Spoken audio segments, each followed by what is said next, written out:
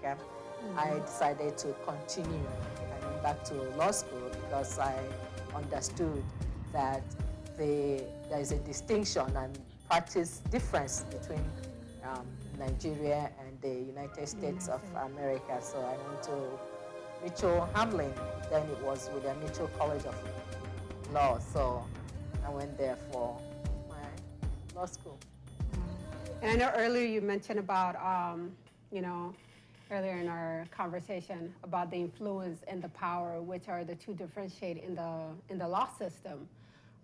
Explain to us a little bit more about that. So we talked about power, the difference between power and influence, you know, and I've always encouraged young people or anybody at all to have a mentor, someone who could mentor them in the area. You may have different mentors for different areas of your life. So, and we talked about the difference between power and influence. And with power, power is more like positional, where it's for a definite period of time. It requires the presence of the individual, you know, to exercise power over someone. However, influence is more based on relationship. Power is more of authority, but influence is more of relationship. It's based off the relationship you have with an individual, such that even when you are not present, you still have an influence over the person's decision or actions. And so that's why you see some children, when they live with their parents, they're afraid of their parents, and so they comply with the rules and regulations of whatever was laid down for them in their home. But once they go outside, they forget about that and do what they want to do. And that's where power comes in. But influence is when you have a relationship with your parents, that even when you leave the house, you remember the daughter or the son of whom you are, and said, no, this I will not do. My parents will not approve of that. That's the difference between power and influence. I like that. Thank you for defining those differences, because now I understand it a whole lot better in a different perspective. Wow. So tell us a little bit about, some of the challenges you have faced in becoming who you are today in the law system. It wasn't an easy road at all. It was difficult. I came into this country with so much high hopes, you know, of what I could do even for others. But only to get here, 3 months in, I became homeless with a barely 2-week-old baby. And 2 weeks old. 2-week-old, and delivered through cesarean section. So I couldn't even help myself, let alone help somebody. And so I talk to people and I tell them there are different aspects of homelessness, you know. It's one thing to be homeless, and it's another thing to be homeless at a very vulnerable stage in one's life. And that was where I was. But I went to law school. I went to law school with a baby and with a toddler, you know, all alone. And you doing all this by yourself, raising your children? I did not have any relation here. It was difficult. The only people I knew were the one I could not help. So I was alone with 2 children, but went to school. I was determined because I had a focus and I knew where I wanted to be. And I had a goal set for myself. Even at that time, some people saw me and discouraged me from going back to law school, telling me that I couldn't do it. In fact, they asked me to read computer, do something like computer science, that it would be better for me. But I chose to go back to law school because I knew what I wanted to do in life. And while at law school, I received a number of awards, writing award from the late Donald P. Lay, who was an 8th Circuit judge. I also was on the dean's list. I graduated from law school and then worked, even at law school, during law school, I worked at the legal aid office to help people, low-income people. And on graduation, I went to the county to work as a prosecutor in the civil division. Wow. This is a very empowering message to a lot of the young girls who have probably gone through the same journey, you know, being a mom and also being determined to become who you are today as well. And also having a wonderful mentor as well. That's pretty motivating. Yes. Yeah. So what are some of your inspirations that really kept that determination going to say, you know what, this is what I believe in and this is what's going to keep me going? I think for me is a foundation of faith, you know. Faith played a role, you know, in a lot, because I can tell you, if it's physical strength, is not easy. But there's a saying our elders say that is in the times of in a time of emergency, emergency can defeat a strong man. However, it's in the same time of emergency that you will know the strength of a man.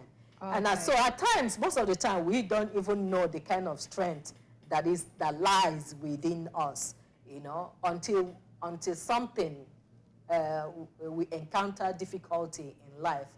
And one thing is just never give up, you know. Yeah.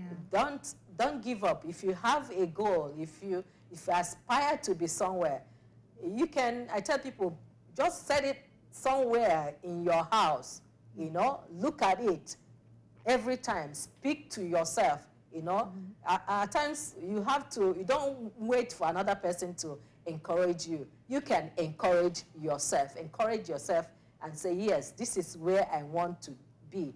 And at the same time, work hard towards achieving that goal.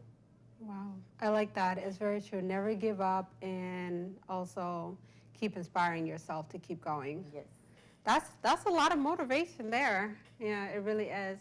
And so throughout your journey doing law here in the United States, how has the current situation in what we're going through, as far as, you know, the civil rights movement, I don't know if I would call it a civil rights movement in the year of 2020, or we already had that, or, you know, what is this now? How has that impacted you, and in what way do you see it right now in our current law system?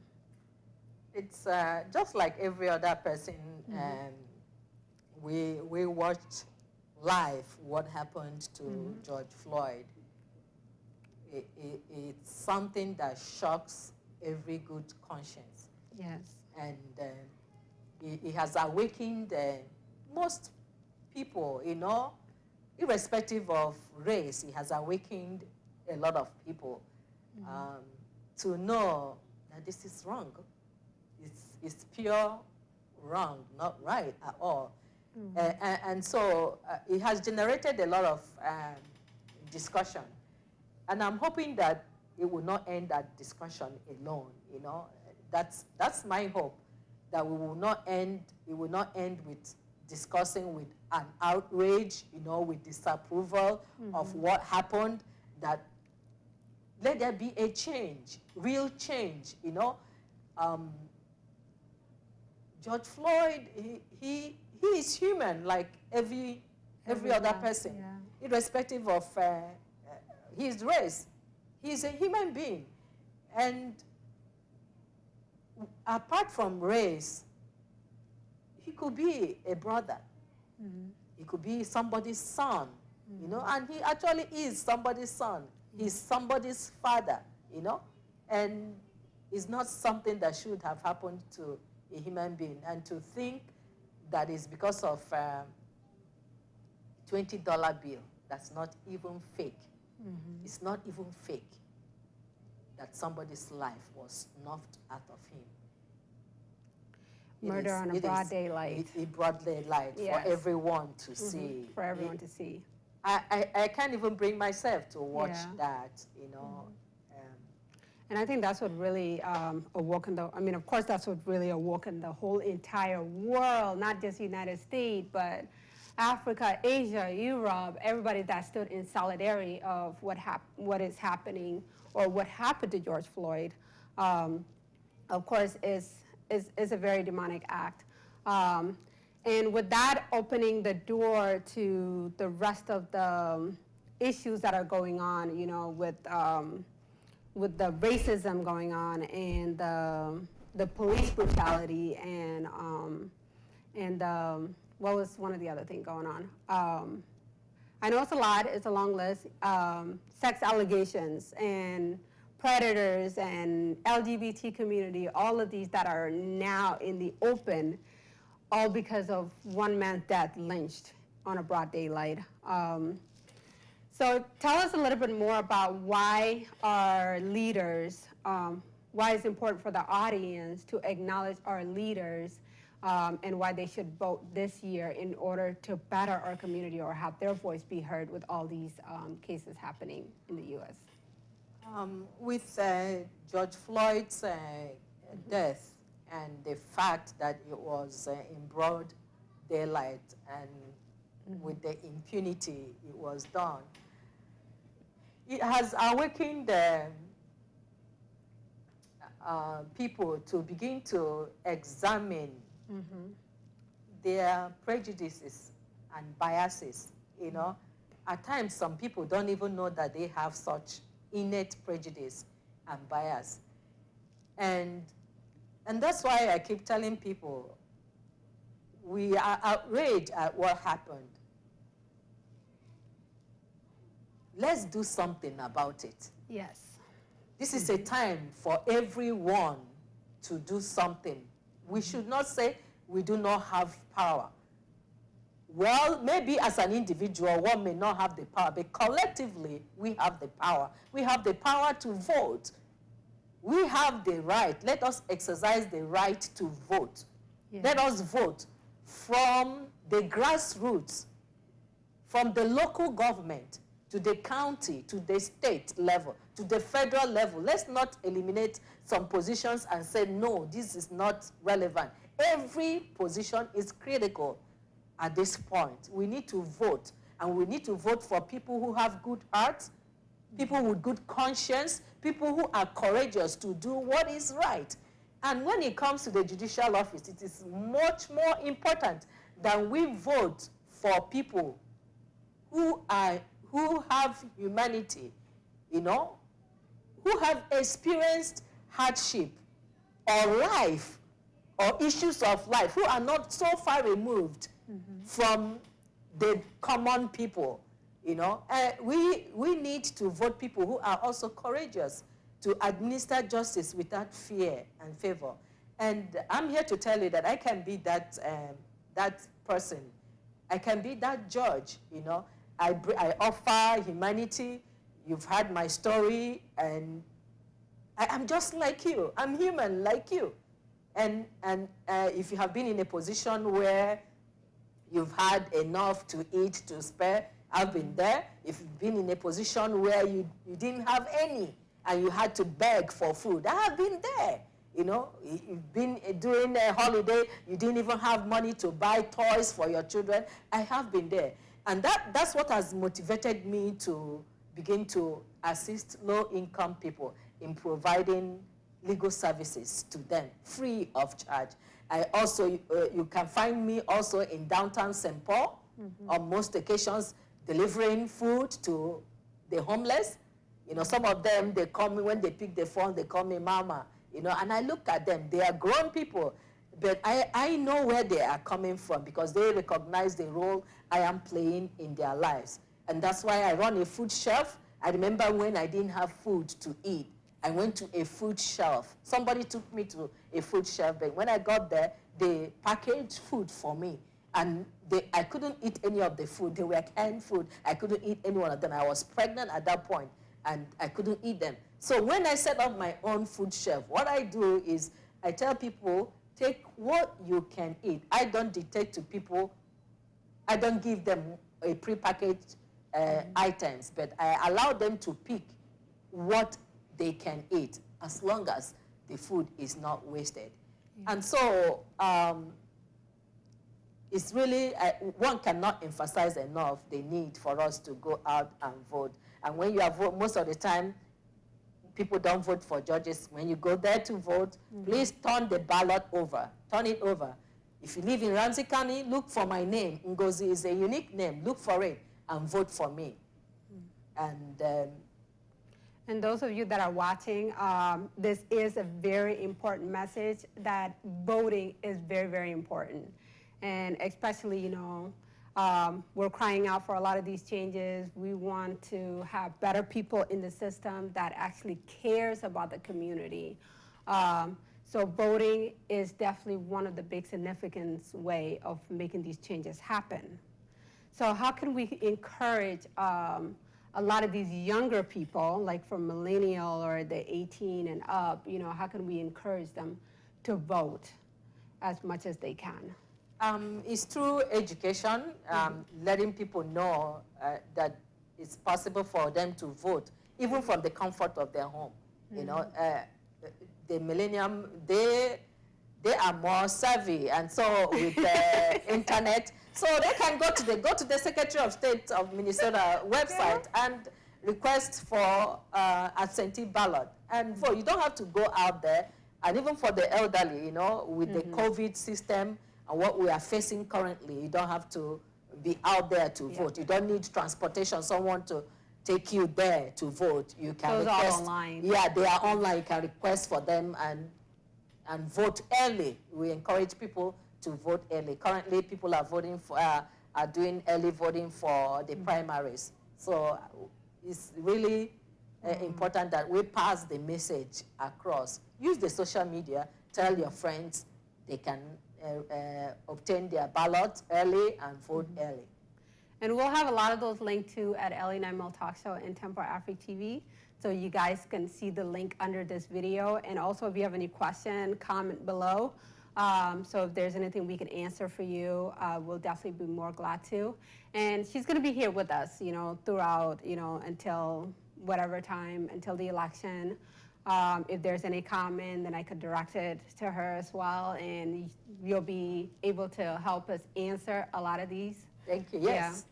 And we truly appreciate having you here today because there's just so much for this generation that they really don't know. I mean, now all the youth, yes, it's wonderful that they're out in the street, they're protesting, you know, with all these radicals and the liberals and, you know, the riot, the looting. It's all different mix of different emotions going on, you know. But we definitely want to sit them and explain to them that there is a way to make these changes. Yes. And like you're deeply encouraging, voting is definitely a must. Even I myself is learning that too, that voting is extremely important. I really had no idea how important it was until this year. If it wasn't for all of these radical changes that was going on, I probably wouldn't have, you know, completely understand it. But what can our audience know more about you in order for them to feel relief that, okay, we want this change and why we should vote for you as one of our candidates to make this change? I ask people to vote for me because I offer humanity. You know, I'm just like you. I'm human. Yeah. From what you can see from my experience, I offer robust legal career. I've worked in various capacity in the county attorney's office, at the state level. I've been involved in ensuring that people with disability, they have access to services provided by the state. I worked with the state agencies as well as the county agencies in ensuring that people with disabilities have access to services provided by the state. If you go out today in the parking lots of places, you will see places designated for people with disability. It was during my tenure that happened as the Americans with Disability Act coordinator for the state. Today, you can see curb areas so that people on wheelchair can get into buildings, state buildings. You will also see that when you receive documents from the state, you will see somewhere where you are told to request for documents in alternative formats. I worked with the IT to ensure that the website is accessible to people with disability. It was during my tenure that I worked with the governor's office to make sure that October was designated as the Disability Awareness Month. October is? October, yes. Wow. That's when we had celebration during my tenure, statewide celebration where people with disability, we use that opportunity to educate people about the rights of people with disability and making sure that they are not discriminated against just because on the basis of their disability. So those are some of the things I have done. Well, thank you for sharing that. So moving forward a little bit more to the current situation of what is going on, and what are some of the challenges that are happening right now for you as a candidate in the system? Have you encountered anything with, the racism or the prejudice system of, getting this position? Because I know a lot of people say the American problem is a symptomatic issue or is a white supremacist issue where majority of the people that are in these offices or in these chairs are mostly, the white people who are in power and running the country, where the minorities and the blacks don't really have that capacity to run in these positions as well. Has there been any challenges for you in these positions? Or would you say that, there's really not that much of symptomatic issues? It will be, there's no way one can say there is no systematic racial issues going on in the state. That would be denying, that would be living in denial. It exists from the primary, from the primary school all the way to every facet. So you've experienced that where it's more challenging to get into a certain position here and there, and it's been there. So and then you look at the composition of the states as well. One thing I will say is change will come if everybody involved, demands and engages in effecting the change. I will give you an example. Our governor touted diversity and inclusion as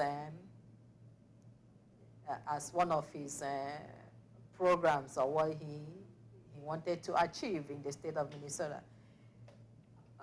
We understand at that time he created a position for diversity and inclusion, and that position was to report to the governor. But we've so far learned that that position no longer reports to the governor, and actually we don't know where that the person working on that position, we don't know what the person is doing. It's like, so since the person was hired, nothing has been heard about that position again. And or when someone wants to apply to be appointed by the governor as a judge, and then somebody who acts as a gatekeeper that the governor put as a gatekeeper refuses to provide an application for somebody to apply. Those are some of the things, systematic issues. If somebody is committed to accomplishing this diversity and inclusion, yes, they're able to do it. then there's no reason why a person should be put as a gatekeeper to prevent people from getting in, you know. So, and we need to, after voting, you know, we don't vote, and I encourage people to vote, and after voting, let's hold people accountable. You know, we don't just relax and say, okay, we have voted, and so it's the end. No, after we vote in people, let's hold them accountable and make sure that what they promised that they will do, that they are delivering it. And this pertains to the people in the legislative and the executive, because with judicial position, you can make promises during your campaign. With judicial, so it sounds like you guys are also in a battle of trying to get those positions in order to make those changes happen as well for the people in the community. The challenge with the judicial offices running as a judicial for judicial office is that most people don't vote for judges. More often than not, it's only lawyers that take the time to vote for judges, and we are trying so in the past, it's mostly been these lawyers that are voting. Yes, okay. and that's what we're encouraging people. I see. Yeah, vote, become aware. Research, look up who you are voting for, you know, and make sure you vote for judges. And I tell people, turn over the ballot. That's where you see the judges. Don't just concentrate on presidential election, because the decisions that the judges make also will affect you. So let's turn the ballot over and vote for judges. And when you turn it, if you live in Ramsey County, when you turn it over, make sure you vote for Ngozi. Look for that name, and don't leave the booth until you have voted for me. So from what I'm understanding right now, so it is very important for even us minorities and Africans and all these other different communities to vote for their leader, because if they don't, then it's going to be a different group that are going to vote for whoever they want in the position. Yes, yes, we need to be involved in every area. So it almost seems like we're all lacking together in order to even get these changes that we're demanding for. Yes. Yeah. Because at the city area, that's when they will make decisions about your taxes, allocation of money to your schools, and even your school board. You need to be involved in it and vote. Let's get involved in every area. You know, most of the time we are more concerned with working double shifts, and because we are busy working double shifts, we don't know what's happening in the school. You hear that, guys? Like, seriously? Yeah, we don't know what's happening in the school. We don't know what's happening in our local government. And we receive something in the mail saying, oh, this is a referendum being passed. We don't even take a chance to look and investigate. We don't go to city council meetings to know what is happening there in the city that we live. And so if we don't know, we shouldn't come back and complain, because we are not participating in the process. And I think that is somehow this has awakened a lot of people in the minority community to begin to get involved. And I hope it doesn't stop. I hope it continues, the momentum. No, this is going to be a real fight to really get that in the people's head, because I'm awakened. I am truly awakened to fully understand how important it is to vote in order to have leaders like yourself, you know, to get those positions as well. Because it's true, many minorities and the African communities, you know, let's just say specifically right now for African communities, we don't vote. Most of us, we don't vote. And it's a lack of understanding, and it's always many different excuses, whether it's family or it's work or other different ways, and majority of the time not understanding our rights, our practice in the law system as well. So understanding how important it is to vote in order to get our people there in the chair as well, in order to make some of these changes for us, it's a huge impact. So it's going to be a real battle, to make these changes in the future. And in Ramsey County, look at the disparity. no black woman judge there. No? None. Ramsey County, no. Yeah. And you wonder, even during the... Ramsey County, it seems like it's a really big, diverse county. Yes, it is, but it's still, it's pretty diverse, yeah. Yeah. But there's not a lot of the diverse and the minorities in those chairs currently. No, no. Wow. That, yeah, I can only imagine how difficult or the struggle it is to, you know, try to lead and also better community in those positions. Yeah. I mean, you're amazing. You are amazing, and I feel like you have fought a lot of these battles too. You know, without the community really pushing and uplifting their leaders in the community as well. So everyone, I really strongly encourage you all to vote this year. And the voting is when? November 3rd? 3rd, yeah, Tuesday. So during the time of the election. Presidential election, yeah. Okay. So if you're voting that time for your president, also vote for the local community leaders as well in the community.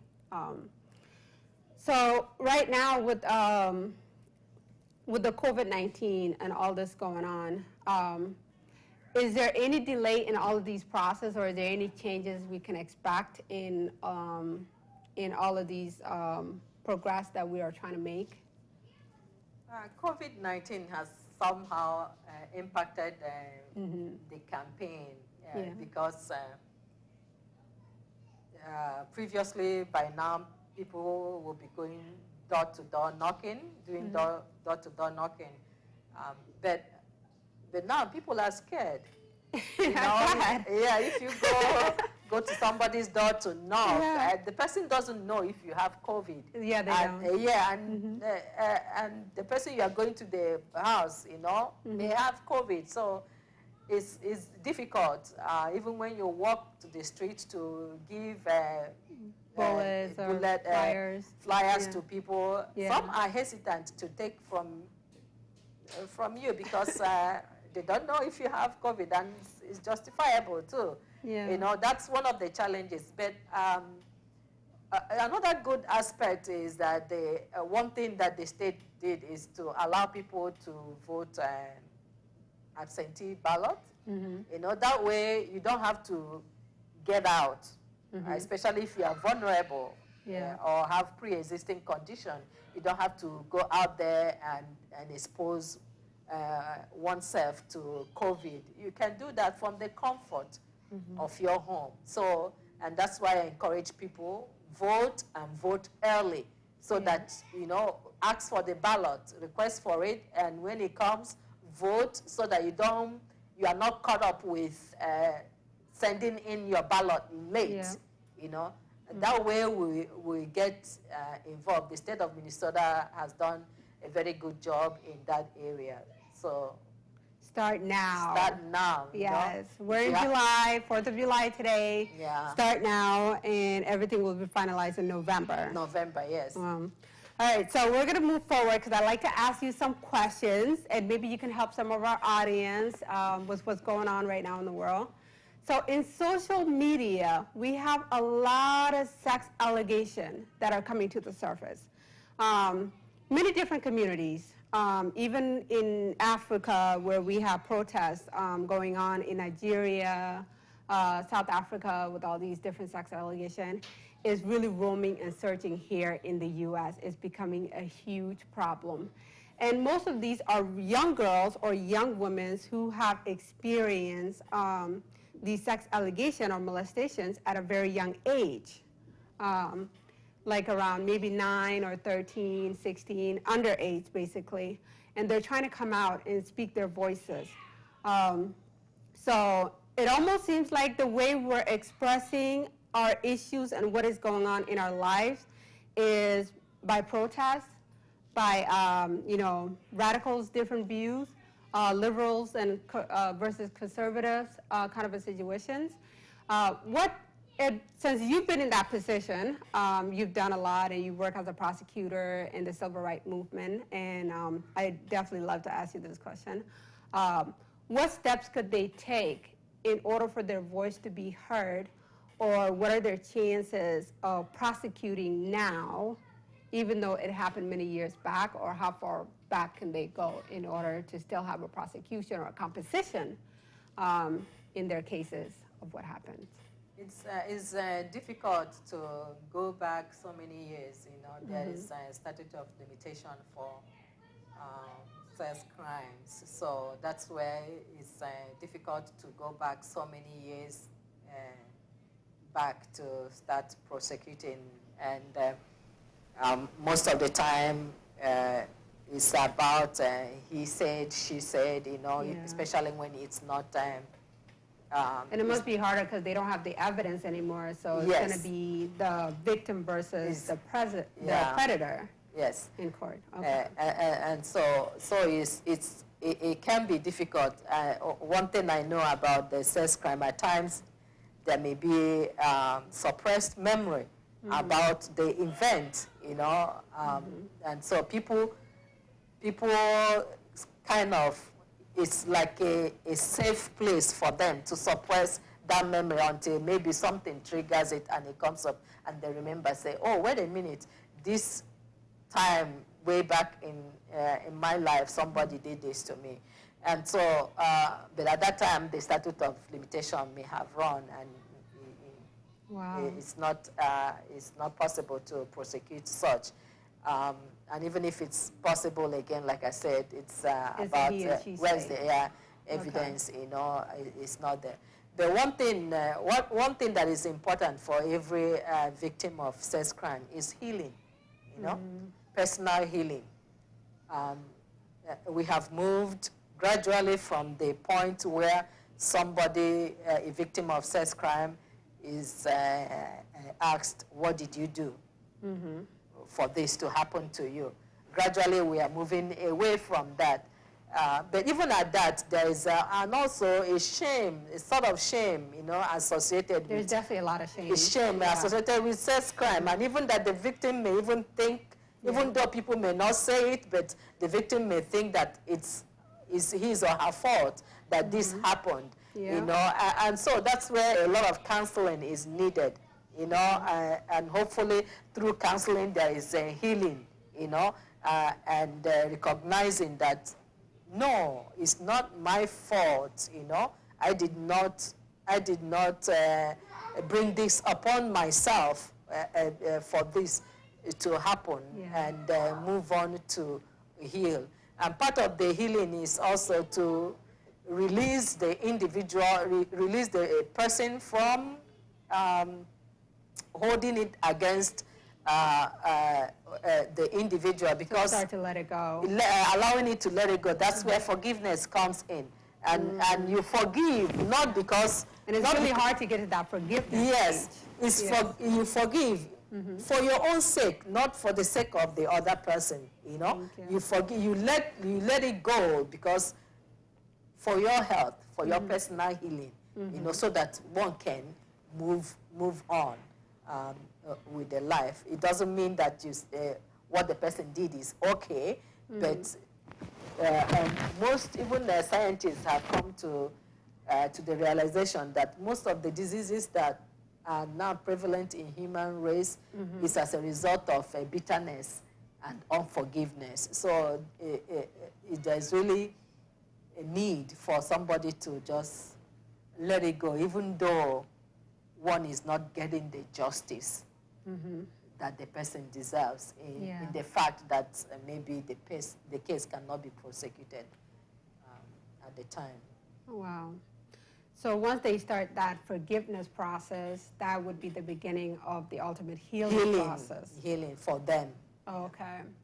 And I know in some cases where some of these victims are within the household as well.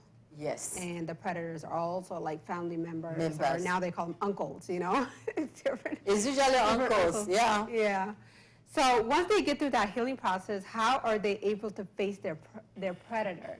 Because now we have their predators coming to them saying, you know, saying stuff like, you know, you were a alcoholic, or you were messing around with other guys, like all these other different excuses to justify their wickedness that they had done before. And so once they go through that forgiveness process, is it possible for them to still be able to face their predator with strength to say, you can't do any of this to me anymore, or I have gone over it, and or how does that impact takes place later? You know, each individual, everybody is different. You know, there are some people who it may not be in their interest to go confronting the perpetrator, you know. So confronting a perpetrator could be a lot worse for themselves. Yeah, depending, because we are made differently. We have different makeup. Some people are strong, some are not, you know. And again, is realizing who you are. If you and then making a decision for what is in your own best interest. If you are not at the point where you are able to confront the person, it's okay not to confront, you know. It's okay, You know, just do what is right for you, you know, for your health and for your life. It may be at the point. So if they can stay away, they can just stay away. Yeah, and just keep stay their away. distance. If that works for you. Yeah. You know, and that's that can be done through counseling. You know, intensive. It requires an intensive counseling, especially somebody who has gone through sexual abuse. It requires a lot of intense counseling. Now, what if the predator continue to make continue to justify their situation by contacting their victims or saying things to their victim while they're now going through that process? Are they able to report it or put a restraining order against them? In this part of the world, yes, one can ask for a restraining order, you know. But for those in Africa, you know that's it's a difficult. Africa is definitely a different case. It's difficult. Yeah. Even you go to the police is not even for you to even in some cases is a different shot. It's a different ball game there. So that is very true. So that's the message there, you guys. So all of you that are going through sex allegation, it's definitely best to forgive your predator, and you would definitely recommend counseling or try to get a way to cope with the healing process in order to be a better version of yourself. Some people, they may have a group discussion, you know, maybe through group therapy.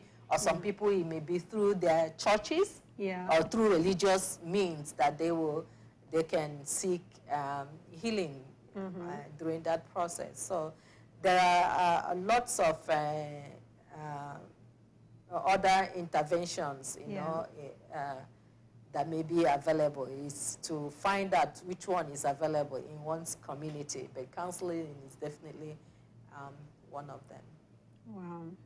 Thank you so much for sharing that, and I'm really hoping that it helps a lot of the young girls on social media to have answers.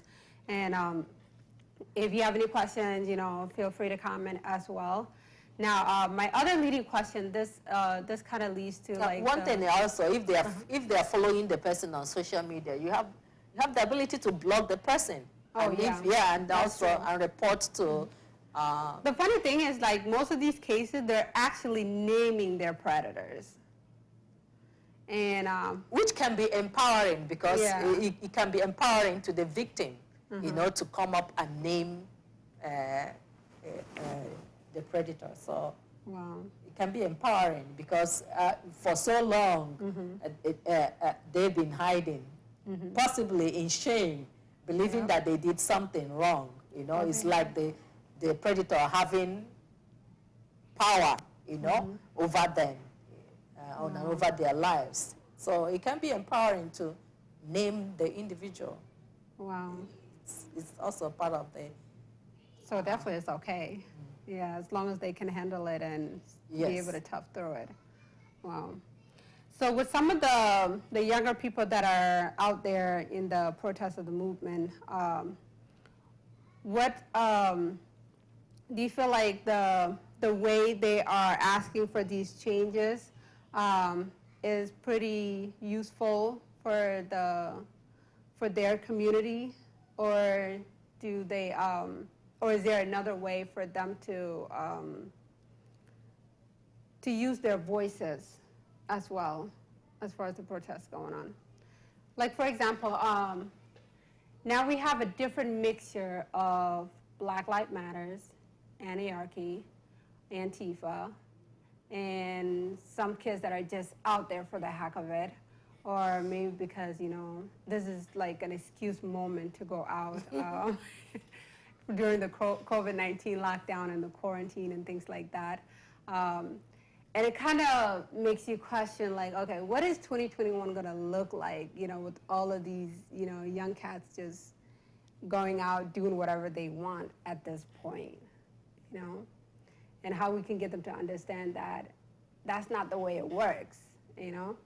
And that, you know, now we have COVID-19, and a lot of the surge cases are like 40-year-old and under, that are dying, that are sick right now. And this is like the backslash that happened to the way they thought, you know, was very empowering to what they were doing. What advice would you give to them in what way they can have their voices be heard instead of risking their lives through all of these issues? Yeah, I must say that COVID is real. You know, I have had family members who suffered from that. I've heard of people who died, people I know who died from COVID. So it's real. But one thing you also, we need to understand is that people who are young, they feel that nothing can happen to them. You know, that is true. That's what we have been there. You know, it's like a lot of them think it's a conspiracy. Okay, they think it's a hoax. Yes, some people think it's think it's propaganda. Yes, yes, but it's not. It's real, and so we must follow the guidelines that that have been given by CDC. You know, we must wear masks, maintain social distancing. So definitely wear mask. Especially when you are in that group. Because there's a mass battle. Yes, we're in that group setting, you know. You don't know what is happening. And most of the time, last night, I released something to the social media. I said, look, even if not for your own life, you know, for the sake of another person. Others, you understand, you know. And that's how to show love, you know. We cannot say, oh, because it can't happen to me. And knowing that the medical community, they are not yet at a point where they can say, indefinite terms, this is what we know about this virus, you know. There's always changes coming up every day, a new learning process on how it works, you know, how it affects people. So, and that's the more, why it's more necessary for people to wear masks, maintain social distancing, especially when they are in group, they are protesting. And if someone has been in a group protesting, please go for a test, you know, because we understand that some people can be sick and they don't, some people can have it and they don't know. And when somebody doesn't have it and doesn't know, it's easy to transmit it to somebody else altogether, especially the elderly people. Because when they go out there to protest and they come back and they have people who are vulnerable in their home, those people are also at risk. So it becomes necessary for us to listen and make sure that we wash our hands, use hand sanitizers, and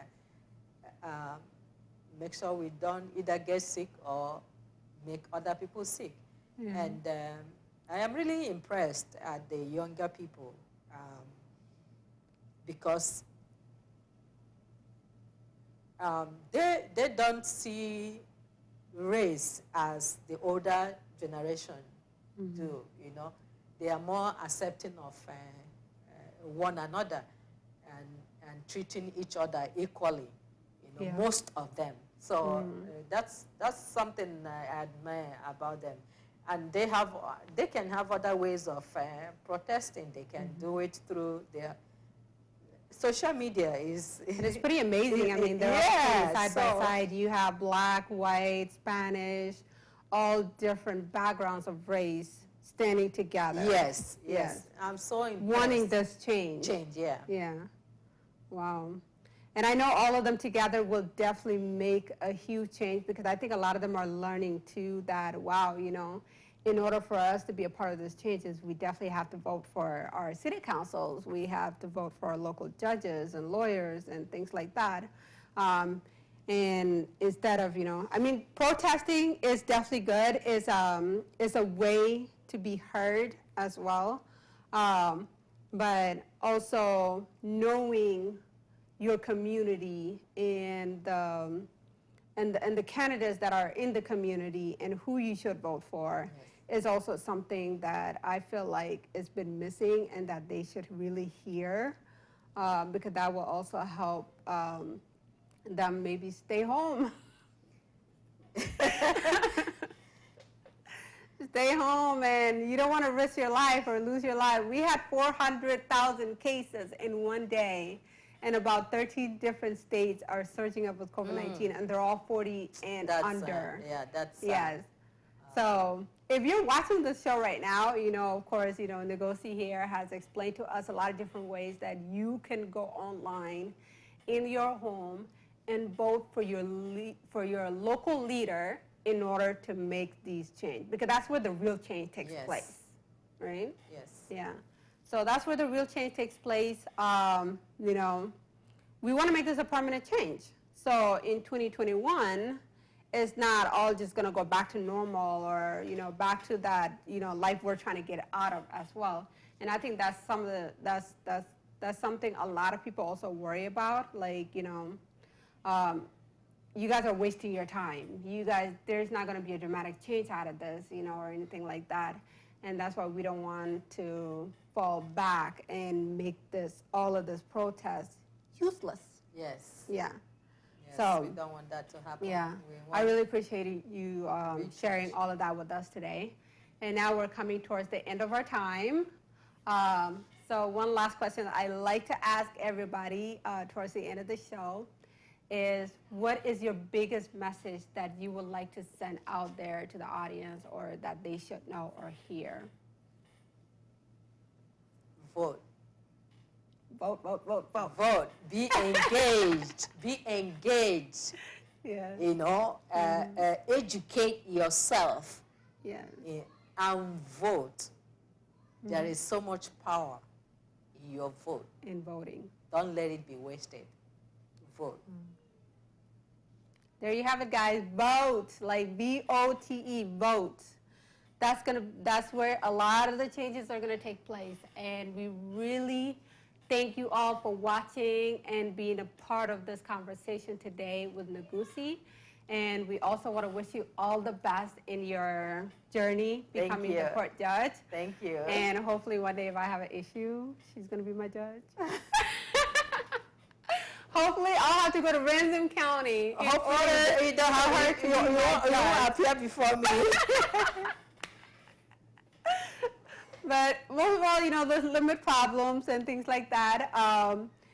Thank you so much for joining us today. Thank you for having me. We have learned so much about you and what you're running for as well. And thank you for educating us of all the things that we wouldn't have known if it wasn't for her. So happy 4th of July. And I know 4th of July is sort of canceled. I don't know if there's going to be fireworks anywhere due to the COVID-19. But we want to say happy 4th of July. Happy 4th of July. Is there anything, like you said, before you close out, like how they can find you or contact you, or website or anything? Our website is Ngozia Kubuike for George.org. So I think it will be posted online. Ngozia Kubuike for George. And we are also looking for volunteers, people who can help us send out text messages and email to residents in Ramsey County. Ramsey County is the second largest county in Minnesota, so we need volunteers. If you're in the United States, you can be anywhere in the United States, help us spread the message across online. Tell them about tell people who live in Ramsey County. If you don't live in Ramsey County, you have friends, family that live in Ramsey County, let them know about my candidacy. Most of the time when you vote for judges, people don't know. Now you can tell them, yes, I know this one. I know it. I know the judge. And most importantly, when they get the ballot, turn over the ballot and look for my name and vote. Now, one Vote last for thing. change. Is there a group page where you mostly post a lot of your posts or like the ballots or anything like that? Is there a group page that we can link up? It's our website. The website? We're also on Twitter, Instagram. Instagram. So if you can follow us both on Twitter, Instagram, and Facebook as well. All right. And we'll have all of those linked under this video. All right. Have a good night and happy 4th of July. Happy 4th of July. Thank you. Hi, it's me again, Korma Agustakmaya. I'm here today to tell you more about Tempo Africa and how you can contribute. As you know, Tempo Africa is a station that services people of African descent and people in America, people in Africa. It's all over the globe. And for us to do that, we are always accepting donations. To donate, you can go to the website at tempoafrictv.com, and then you click on the home page and then click on PayPal donation, and you can make your donation there. You could also call in and make a donation. The number is 612-804-0295. I cannot tell you how grateful we are for your donation. Please take the time and check out the website and feel free to donate to this wonderful service that Tempo Afrique continues to offer us abroad and at home. All this information is on the website. Just go to tempoafrictv.com and you will get more information. Thank you very much.